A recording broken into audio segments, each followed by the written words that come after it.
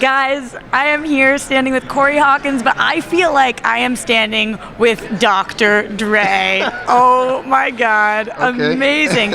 You are very used to filling big shoes, and this is no exception with 24. Of course, Kiefer Sutherland had headed this entire show for a long time with Jack Bauer, Right. but you are not taking his role. You are starting a whole new thing. Exactly. How does it feel coming into that 24 world, though? It's great, and it's the same. It is that same sort of feeling that I had stepping into the role of playing Dr. Dre. I kind of like being the underdog as an actor. You know what I mean? Doing things that are kind of unexpected and a little different. And this is definitely one of those things. And it's. I just remember from the very first time I read the script, it was just an immediate yes. You know what I mean? Because these guys are literally at the top of the game, and it's an honor to kind of step into this franchise. I mean, it's not a reboot. You know, it's just a new edition of the show that we love.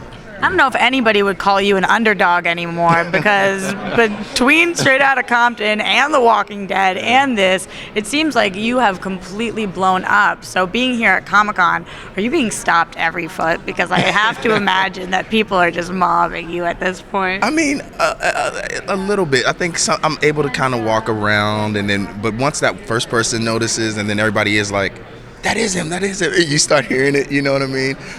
But it's humbling though, and it's really cool because that's the great part about Comic-Con is that it's the fans, and it's, you know, the one-to-one fans. You know, these are the people who really, really go hard for all of these shows and movies, and you know, so it's fun. It's fun. Has anybody tried to tickle torture you yet to find out who Negan killed? Because that trailer dropped today, and we know you're still safe. So is anybody trying to get on you about that?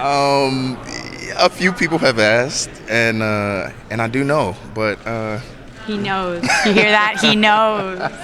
I'm standing next to somebody who knows. Yeah. Okay, so sticking on 24 for a second. In the pilot, it seems like, or in the trailer that we saw, it seems like you have some sort of PTSD and you're trying to deal with something. What can we expect from your character this season? Well, I mean, so in the pilot, you see a former Army Ranger who is now in federal witness protection with his wife, and after completing a successful mission with the help of Rebecca Ingram, played by Miranda Otto, overseas. And at the beginning, you see a man who's actually in a really good place, and everything is potentially could go really well. And I think over the course of the season, you start to see this, not only his past catch up with him, but everything starts to, you know, unravel, and it's his journey from being a military guy to civilian life to domestic life to becoming a CTU agent, because the rules of engagement are completely different when you're fighting on the home front,